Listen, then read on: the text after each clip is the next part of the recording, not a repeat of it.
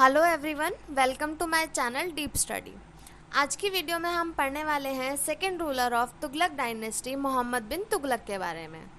उनका time period 1 फरवरी 1325 से 20 मार्च 1351 तक रहा। उनका जन्म 1290 को हुआ था और उनका कोरोनेशन 1 फरवरी 1325 को हुआ था। फादर का नाम ग्यासुद्दीन तुगलक था, रिलीजन इस्लाम था और उनकी मृत्यु 20 मार्च 1351 को 60 से 61 ईयर की एज में हो गई थी। उनको तुगलकाबाद दिल्ली में दफनाया गया था। बात करते हैं उनके अर्ली लाइफ के बारे में। तो उनके फादर जो थे वो एक तुर्की स्लेव के बेटे थे और उनकी जो मदर थी वो एक हिंदू जाट थी जो कि मखदूमा-ए जहाँ के नाम से भी जानी जाती थी। मोहम्मद बिन तुगलक का जो रियल नेम था वो मलिक फ़रुखुद्दीन जौना खान था। उन्होंने दिल्ली में अपना जो टाइटल था वो एज्यूम किया था मोहम्मद बिन तुगलक के नाम से इन 1325। उनके फादर ने उन्हें एक टाइटल दिया था उगल खां के नाम से। बात करते हैं मोहम्मद बिन तुगलक के इंटरेस्ट के बारे में। तो मोहम्मद बिन तुगलक जो थे वो बहुत ही हाईली एजुकेटेड थे। उनको अच्छी नॉलेज थी अरेबिक और पर्शियन लैंग्वेज की। उनके अलग अलग सब्जेक्ट्स में इंटरेस्ट थे जैसे कि maths, astronomy, philosophy, religion, medicine और उन हिंदी और उर्दू पोइट्री में भी उनकी बहुत खासा रुचि रही। वो एक अच्छे कमांडर थे, एक अच्छे कैलीग्राफिस्ट थे, अपने रिलीजन के तरफ बहुत ज़्यादा फेथफुल थे, एक हाई मॉरल कैरेक्टर के मैन थे और हाईली एम्बिशियस पर्सन थे। बात करते हैं उनके एडमिनिस्ट्रेशन रिफॉर्म के बारे में।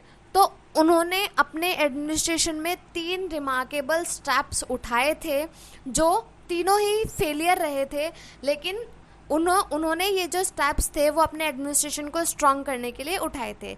जिसमें से पहला जो वर्क था उनका था रेवेन्यू रिफॉर्म। मोहम्मद बिन तुगलक जो थे नॉर्थ के साथ साथ साउथ की कंट्रीज़ और पूरे सेंट्रल एशिया में अपना कब्ज़ा करना चाहते थे, जिसके लिए उन्हें एक बहुत बड़ी आर्मी की रिक्वायरमेंट थी। और अगर इतनी बड़ी आर्मी चाहिए तो उन्हें अमाउंट भी पे करना पड़ेगा, तो उन्हें बहुत बड़े अमाउंट की ज़रूरत थी। तो उन्होंने ये ऑर्डर निकाला और उन्होंने ये कहा कि गंगा यमुना दोआब में जो इतनी भी फर्टाइल रीजन है उसमें जो टैक्स है उसको बढ़ाकर 10 to 20 टाइम्स कर दिया जाए। लेकिन उसी टाइम पे वहाँ पर एक अकाल पड़ गया जिसकी वजह से जो वहाँ के लोग थे जो एग्रीकल्चर करते थे उन्होंने एक्स्ट्रा टैक्स पे करने से मना कर दिया और मोहम्मद बिन तुगलक के खिलाफ आवाज़ उठाना शुरू कर दिया। लेकिन वहाँ के जो टैक्स कलेक्टर थे उन्होंने जो फार्मर्स थे उनकी तरफ बिल्कुल भी दया भाव नहीं दिखाया और उन्होंने टैक्स कलेक्ट करना जारी रखा, जिसकी वजह से जो वहाँ के फार्मर्स थे वो अपने एरिया को छोड़कर जंगल की तरफ भाग गए। इसका एक बहुत बड़ा एडवर्स इफ़ेक्ट पड़ा ये था कि जो अमीर थे वो और ज़्यादा गरीब हो गए। ये बात मोहम्मद बिन तुगलक को रियलाइज़ हुई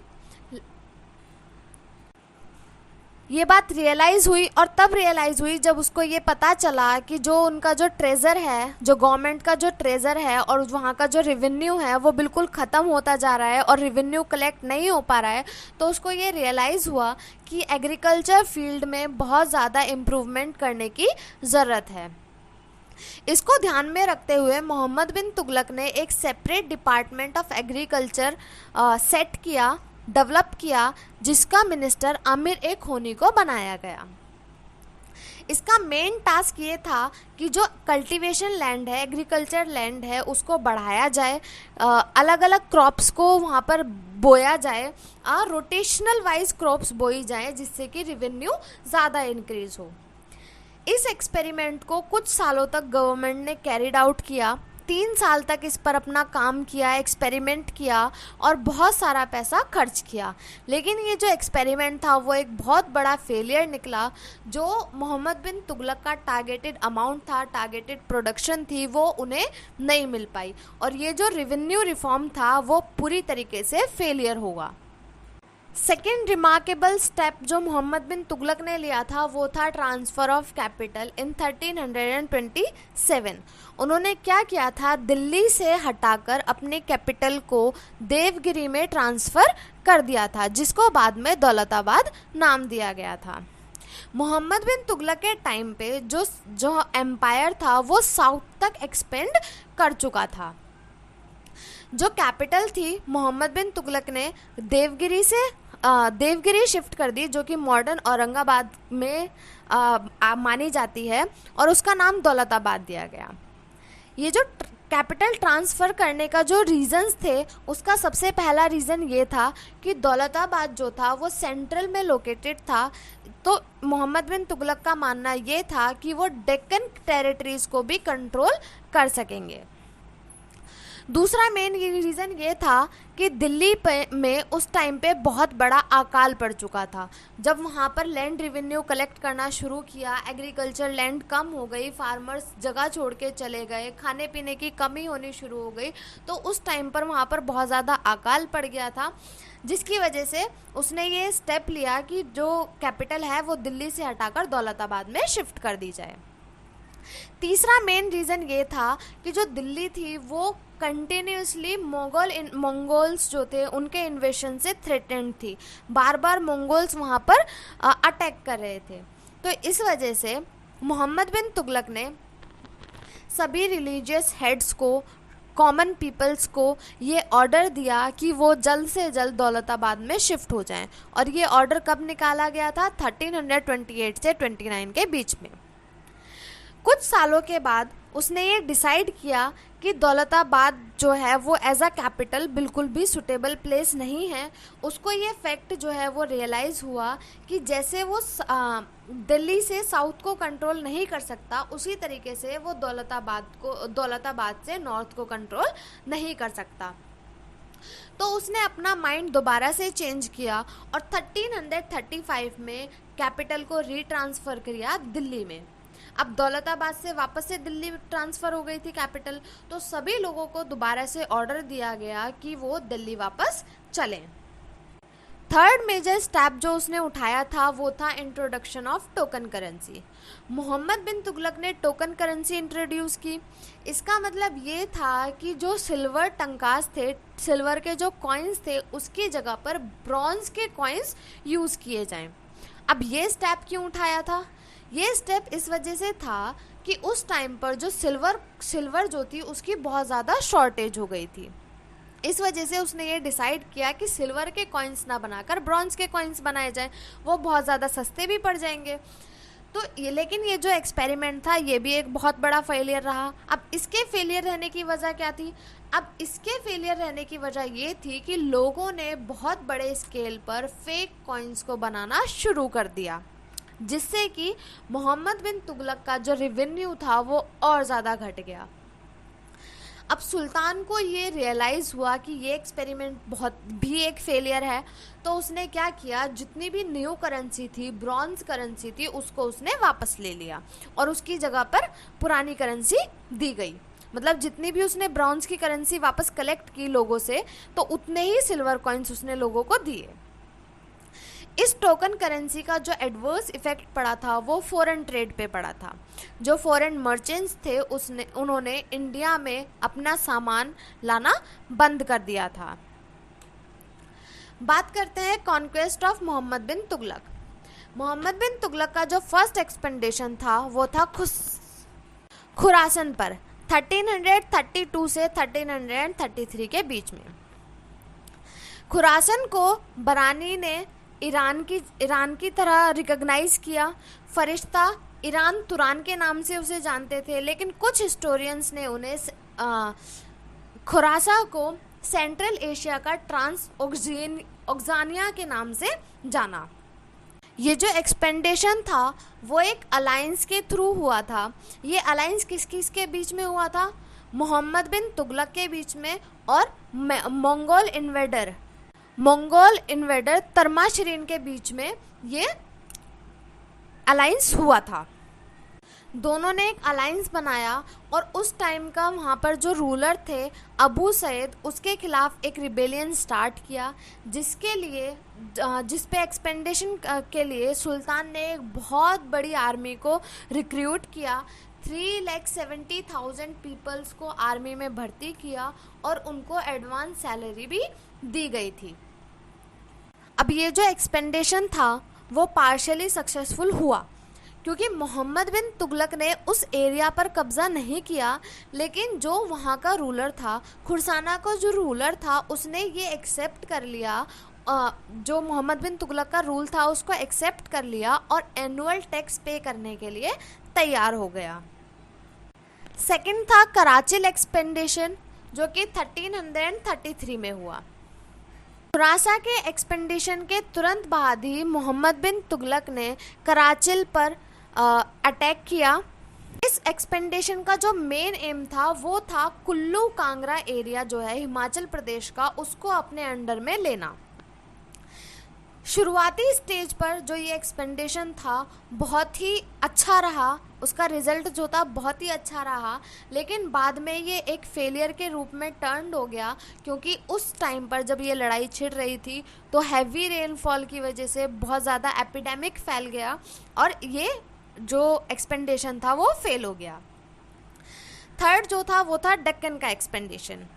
1326 में गुलबर्ग के पास सागर के गवर्नर और सुल्तान के मोहम्मद बिन तुगलक के कज़न ब्रदर बहारुद्दीन गुरशब्स ने रिबेलियन छेड़ दिया, जिसके बाद अनेगुड़ी और द्वारा समुंदर में भी ये रिबेलियन फैल गया था। मोहम्मद बिन तुगलक के जो दोनों सुल्तान थे, सागर और गुलबर्ग, इन दोनों के रिबेलियन का जो एडवांटेज था वो मोहम्मद बिन तुगलक ने एडवांटेज इसका लिया और इनके रिबेलियन को देखते हुए उसने क्या किया, इस पर अटैक किया और जो वहाँ का जो एरिया था वेस्टर्न सी कोस्ट से लेकर साउथ तक का जो एरिया था उसको अपने अंडर में ले लिया। अब इसी सब के चलते मोहम्मद बिन तुगलक ने जो अनेगुड़ी, द्वार समुंदर और माबर का जो एरिया था उस पर कब्जा कर लिया और उसे अपने फ्रंटायर में, अपनी टेरिटरीज में शामिल कर लिया। इस तरीके से जो पूरा इंडियन सब कॉन्टिनेंट था वो मोहम्मद बिन तुगलक के डायरेक्ट रूल के अंडर में आ गया। अब बात करते हैं मंगोल इन्वेशन की। जो मोहम्मद बिन तुगलक का जो टाइम पीरियड था वो सबसे ज़्यादा परेशान टाइम पीरियड इसी वजह से था क्योंकि उस टाइम पर मंगोल्स का इन्वेशन बहुत ज़्यादा हुआ था। इसी वजह से सुल्तान को बहुत सारे स्टेप्स लेने पड़े थे, अपनी टेरिटरी को, कैपिटल को चेंज करना पड़ा था। तो उसके बारे में बात करते हैं। अब जब मोहम्मद बिन तुगलक ने अपनी जो कैपिटल थी वो देवगिरी में ट्रांसफ़र कर ली थी तो मंगोल्स का जो इन्वेशन था, मंगोल्स ने बहुत ज़्यादा अटैक करना शुरू कर दिया था। नॉर्थ वेस्ट का जो एरिया था उस पर और भी ज़्यादा हमले होने शुरू हो गए थे। अबाउट 1327 में जो रूलर थे ट्रांसऑक्सेनिया के, तरमाश शिरीन, जो कि दाऊद के बेटे थे, जिन्होंने अलाउद्दीन खिलजी के टाइम पीरियड पर एनेक्स इंडिया को जीतने की कोशिश की थी, जो कि उस टाइम पर वो जो इन्वेशन था वो भी मुगल के द्वारा ही चलाया गया था इंडिया में। फरिश्ता के अकॉर्डिंग मंगोल्स जो थे उन्होंने मुल्तान और लागमान पर अपना जो शासन था वो कब्जा लिया था और वो दिल्ली की तरफ बढ़ना शुरू हो गए थे। मंगोल्स का जो अटैक था वो बहुत ज़्यादा बढ़ा था अलाउद्दीन खिलजी के टाइम पीरियड में और उसके बाद मोहम्मद बिन तुगलक के टाइम पीरियड में। ये दो टाइम पीरियड ऐसे टाइम पीरियड थे जिसमें मंगोल्स ने सबसे ज़्यादा अटैक किया था। इसी की वजह से जो अलाउद्दीन खिलजी की आर्मी थी और मोहम्मद बिन तुगलक की आर्मी थी वो बहुत ज़्यादा बड़ी आर्मी थी। मंगोल इन्वेशन जो था वो एक बहुत बड़ा रीज़न था इतनी बड़ी आर्मी को खड़ा करने के लिए, और इतनी बड़ी आर्मी को संभालना एक बहुत बड़ी चुनौती थी। लेकिन उनको ये आर्मी रेस करनी पड़ी, उन्होंने एक बहुत बड़ी आर्मी बनाई, लेकिन उस आर्मी के लिए उन्होंने क्या किया, नए रहने की जगह को बनाने की जगह उन्होंने क्या किया, जो दिल्ली की ओल्ड सिटीज़ थी उनको रेजिडेंट्स द्वारा खाली कराया गया और वहाँ पर ही उन सोल्जर्स के रहने की व्यवस्था की गई थी। और जो ओल्ड सिटी के जो रेजिडेंट्स थे, वहाँ पर जो रहने वाले लोग थे, उनको नई कैपिटल दौलताबाद देवगिरी जो कि साउथ में थी वहाँ पर शिफ्ट कर दिया गया था। लेकिन जो आर्मी थी उसको उसी एरिया से जो भी प्रोड्यूस होता था, जो भी एग्रीकल्चर प्रोडक्शन होती थी, उस एरिया से ही वो टैक्स को कलेक्ट करते थे। इतनी बड़ी आर्मी को मेंटेन करने के लिए बहुत बड़ा एक्सपेंस लगता है, बहुत बड़ा अमाउंट चाहिए होता है। तो उसी एरिया से वहाँ पर जो प्रोडक्शन होती थी उसको कलेक्ट किया जाता था, टैक्स कलेक्ट किया जाता था और उसके अलावा और भी ज़्यादा एडिशनल टैक्सेस वहाँ पर लगा दिए गए थे। दिल्ली सल्तनत की हिस्ट्री में ये पहली बार था जब दिल्ली के किसी सुल्तान ने मंगोल्स के एरिया पर कब्जा करने के लिए कैंपेन चलाया था। हालांकि जो अलाउद्दीन खिलजी जो थे, उन्होंने क्या किया था कि मंगोल्स के जो इन्वेशन से बचने के लिए डिफेंसिव मेजर्स का यूज़ करना शुरू किया था। लेकिन मोहम्मद बिन तुगलक जो थे वो अटैकिंग मेजर्स का यूज़ करते थे। मतलब अलाउद्दीन खिलजी जो थे वो खुद को डिफेंस करने में यकीन रखते थे, लेकिन मोहम्मद बिन तुगलक जो था वो अटैक करने में बिलीव करता था। तो उसने क्या किया कि मंगोल्स के खिलाफ एक मिलिट्री ऑफेंस को स्टार्ट किया और उन पर कब्जा करने के लिए आगे बढ़ा। आगे बात करते हैं मोहम्मद बिन तुगलक के रिलीजियस पॉलिसी की। तो माना जाता है कि मोहम्मद बिन तुगलक जो थे वो बहुत ज़्यादा इंटॉलरेंस थे अदर रिलीजन्स को लेकर। मतलब वो अदर रिलीजन्स के खिलाफ ज़्यादा आवाज़ नहीं उठाते थे, वो अपने रिलीजन को सुपीरियर नहीं मानते थे और दूसरे रिलीजन में भी उसी तरीके से पार्टिसिपेट करते थे जैसे कि अपने रिलीजन में करते थे।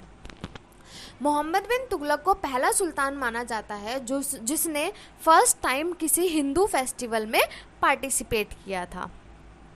मोहम्मद बिन तुगलक को दिल्ली सल्तनत का पहला सुल्तान माना जाता है जिन्होंने सभी धर्मों के संतों के लिए धर्मशाला का निर्माण करवाया था। सभी जितने भी धर्म के संत थे, ईसाई धर्म के, हिंदू धर्म के, उन सब के लिए धर्मशाला का निर्माण किसने करवाया था? सबसे पहले मोहम्मद बिन तुगलक ने। मोहम्मद बिन तुगलक ने 1328 के टाइम पर 28 के दौरान जो जैन मॉन्क थे जिन प्रभा सूरी को ऑनर किया था और उनको अपने यहाँ पर शरण दी थी। वैसे तो वो सूफीवाद में बहुत ज़्यादा विश्वास नहीं करते थे, लेकिन चंद्रा के अकॉर्डिंग उन्होंने सूफी संत का भी आदर किया था, सम्मान किया था। अब लास्ट बात करते हैं उनकी डेथ की। तो मोहम्मद बिन तुगलक की जो डेथ थी वो 1351 में हो गई थी। 1351 में थट्टा सिंध के रास्ते में हो गई थी, जब वो एक तुर्की स्लेव ट्राइब के खिलाफ एक कैंपेन कर रहे थे, सिंध में एक कैंपेन कर रहे थे। उस टाइम पर उनकी मृत्यु हो गई थी। और उसके बाद दिल्ली का जो नेक्स्ट रूलर बना, उनका कज़न फिरोज शाह तुगलक जो था वो दिल्ली के नेक्स्ट रूलर बना, जिसके बारे में हम अगली वीडियो में पढ़ेंगे। Thank you for watching. अगर आपको मेरी वीडियो पसंद आई हो तो प्लीज़ लाइक करें, शेयर करें, कमेंट करें और सब्सक्राइब करें और बेल आइकन को दबाना ना भूलें, जिससे कि आपको मेरी वीडियोस का लेटेस्ट नोटिफिकेशन मिलता रहे। Thank you.